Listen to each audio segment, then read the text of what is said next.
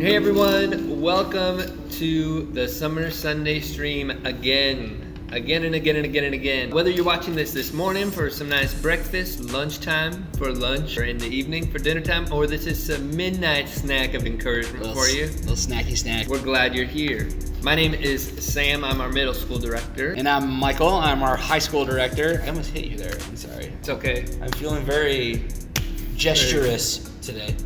Check if that's a word. It's your first action step of the day. All right, Michael, give us a fun fact. Sometimes when I run, just my left leg sweats. You're crazy!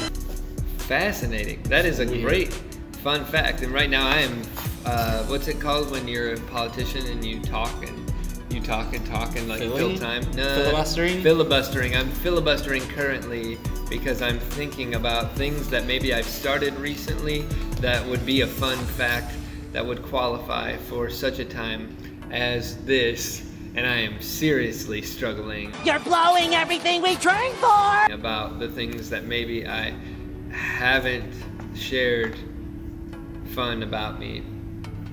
I lost. Blowing it! I have a fun fact about Sam. Okay. He never actually brings lunch to work. That's pretty much a fact. Although the last 2 weeks I have brought lunch to work. So Eating Nora's lunch doesn't count as lunch. Today we're learning another story that Jesus told, and we love the stories of Jesus. We believe they're absolutely true. Yep. And even though they are kind of old, there's just as much that we learn today as they did. And we would say that word is relevant. His stuff is so relevant to us today, just like it was a long time ago. Yep. And speaking of being relevant, let's be relevant for a moment.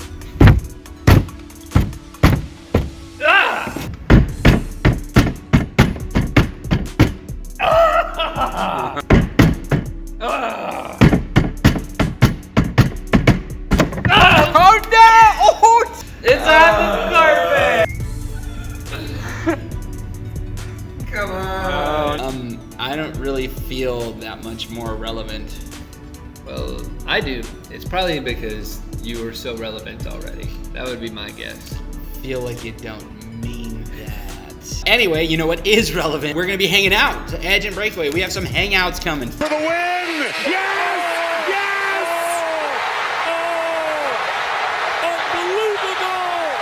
Yes. So your parents should have an email that has some information already, or got some texts. If they haven't, let us know and we'll get you the info. Also look on our Instagram because we got summer houses, we got grade hangouts, so make sure you check that out and come join us. It's important that you see those events online because that's where you have to sign up. You have to register so that we know you're coming. Yep. We do have some protocols in place to keep everybody safe, and so that's part of why you have to sign up, but make sure you have access to that. We're super pumped about the fact that we get to take part in that community piece, right? Last week we talked about, and we talk about this often, that we're all about truth, identity, and community at Breakaway and Edge. We've missed that community for so long, but right now we're gonna dive into some of that truth and identity. So let's right now jump into our theme for the day, which is that the invitation to a relationship with God or into the kingdom of God is open for everyone. Yeah, that's actually a part of our mission statement here at Kensington. It's seeing everyone transformed and mobilized by Jesus. Yeah, I love it. Because it's not just saying everyone, right? It's like everyone is invited, which everyone is invited, but it's saying everyone as well, which means it's masses, it's everyone, but it's also very specific. And that's what God's sight, that's our identity in Him. Like He sees us individually and uniquely. We're talking about this idea of being invited. Something that comes to my mind, and maybe for you guys too, there are things that you have been invited to in your life that have felt really good and that have really like lifted up your spirit, lifted up your self-esteem, made you feel good. But also there's probably things that you've seen people get invited to or seen people get to be a part of that you didn't get to be a part of, and that actually brought you down. Yeah. I think both tend to happen, but for me at least, I feel like the latter is usually the one that happens more often. And you get left out of things? Yeah. I'm so sorry, Sam. That's how I feel. Is that because I didn't invite you over the other day? All around me are familiar faces. So something that's brought to mind for me was when I was in 6th grade, and I'm sorry again to all of our non-sports fans, but it was a sports thing for me. In 6th grade, I made the All-Star team. It was a miracle. So Little League baseball, there was like the All-Star team for all the kids that were apparently better than all the other kids. It sounds amazing, but you guys have probably experienced this. I'm sure it still exists. But I made the team, so I was pumped. And I remember we got 3rd place in a tournament, and I was ecstatic because there was probably 30 teams, and we were not supposed to be that great. And I played pretty well throughout the tournament. But the thing I'm not telling you is that there was the All-Star team, there was the B team, and the A team. And I was on the B team. I was grateful. Let me tell you, I was grateful to be on the B team, but I wanted to be on the A team. And I wasn't on the A team. And the A team, of course, went on to the Little League World Series that year. Just because I think it only happened because I wasn't invited to be a part of that team.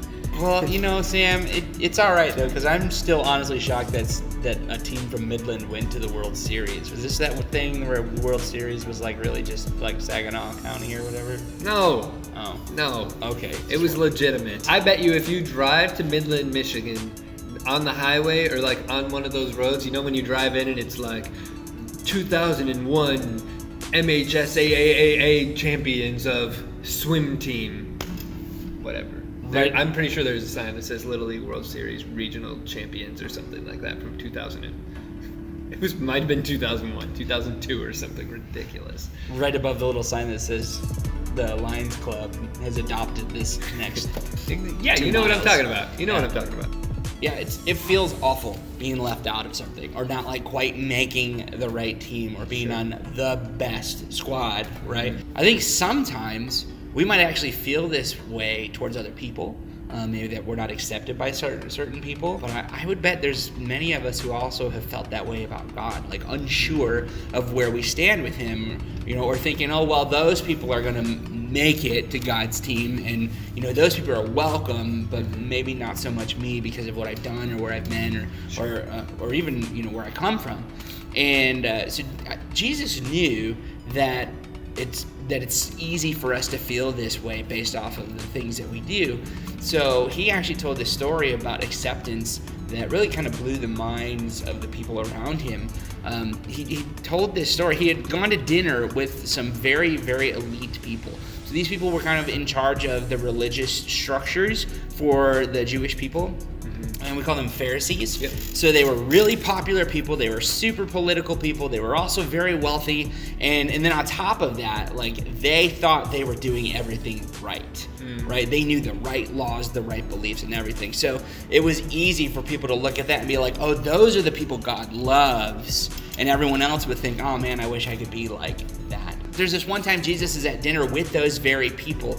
And while he's having dinner, he noticed that people were fighting to sit right next to him, because at a party, which it's different now than what it was then, but at a party or a feast back then, whoever sat the closest to the guest of honor was an honored person. So they actually had places that the more honored you were, that's the closer you sat to the head of the table, and that's the closer you sat to the guest of honor.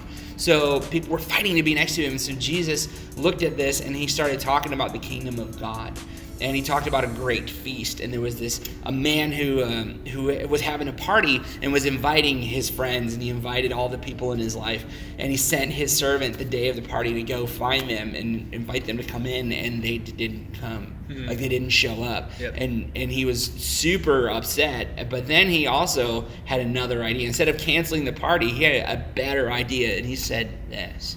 It says, the servant came back and reported to his master. Then the owner of the house became angry and ordered his servant, go out quickly into the streets and alleys of the town and bring in the poor, the crippled, the blind, and the lame.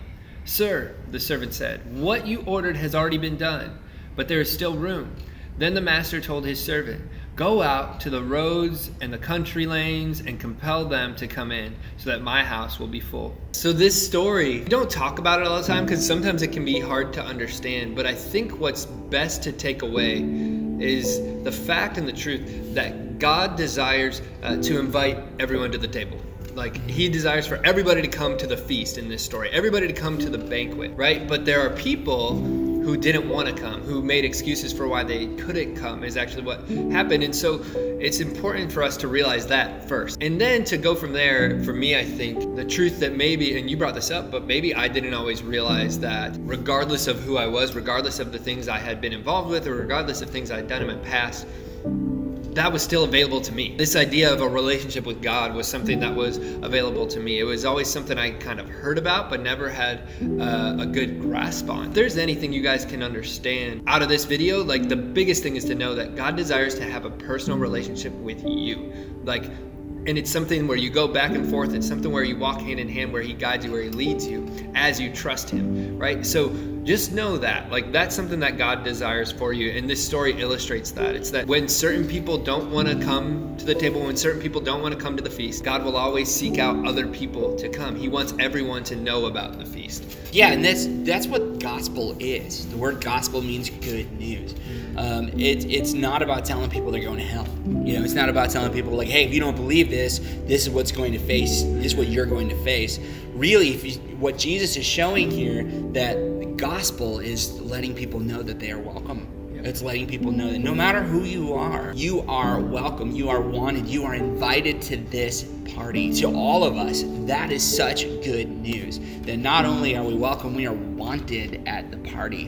And there's this other piece too, that the master sends his servants out to go get everybody in. He's not standing there waiting, making people come to him, not making people come knock at the door and say, I hope you let me in. He's going to the people that are already out doing their lives busy, not even aware that the party's going on. And he says, go get them and bring them in. So there's two steps for us. There's two action steps for us, and you pretty much just said them, right? So number one is realize that the invitation's open to us, and accept that invitation if we need to, right? So if you have questions about that or what that looks like, if you don't have a relationship with God, we want to help walk alongside you so that you can have that, so that you can know what that's like, because it is everything to us. It's everything. It's the only reason we're doing what we're doing. It's why we're doing what we're doing. It's why we live our lives the way we do. And so that first step is to accept the invitation. And you may have been wondering, what's this chair been doing here the entire time? Is Kelsey going to magically poof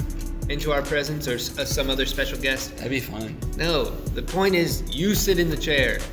You have a seat, right? You have a seat at the table. Yep. Isn't that what you meant? That is what I meant. Yep. Thanks, Michael. So the other step, it's what you were just talking about. It's the idea that we need to go out and find others and tell others about the party, right? Everyone's invited to the party. It's okay, yes, you can sit in this chair, but now I need another chair. Right there, boom, baby. You need another chair and more chairs. We got chairs.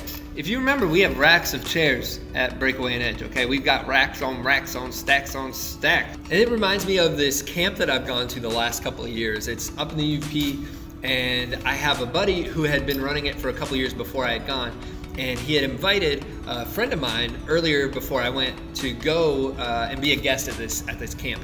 And I see the pictures of what it's like up there. My buddy comes back and he's like, dude, it was the best week of my life. You gotta go. We gotta get people to go. And so I'm like, okay. The pictures look cool. I'll give it a shot, see if I can get up there the next year. And so it worked out that I was able to go up there with my family, and it was amazing. It was seriously borderline best week of my life. It was awesome. And so then I come back and I'm like, dude, we got to get some more people up there. We got to find some students, find some leaders that can go. And sure enough, the next year we got people to go. And so I share this because it's a picture to me and a reminder to me of how important it is that we go and find people to bring to the feast, to bring to the party, right? Because the invitation is open to everyone. So it's not just talking about camp with other people, it's talking about Jesus with other people. Because when we do that, when we have been changed by our relationship with God, that should drive us to want other people to know about him. And so that's what that camp story kind of reminds me of, and I hope that it does the same for you. It reminds us that it's so important for us not to just keep our faith to ourselves, not just to keep our seat to ourselves, because the seats are unlimited. So we want people to fill those seats. And so that's what we've got for you guys today. Thank you so much for watching. Zoom groups for Breakaway start right about now. So go ahead, head on over there and get logged on, and we'll see you there shortly. And Edge, we have our summer house. First one tonight out in Oxford. So we'll put the info below. You can also find it on Instagram. You have to sign up. You have to register. Sign up. So do it online before you show up. And yeah, we'll see you later. Bye. What am I talking about? Oh, Jesus. Okay. Is that mine? So who lost? Did we both lose? You knocked it off the table. Did we both lose? Oh my gosh.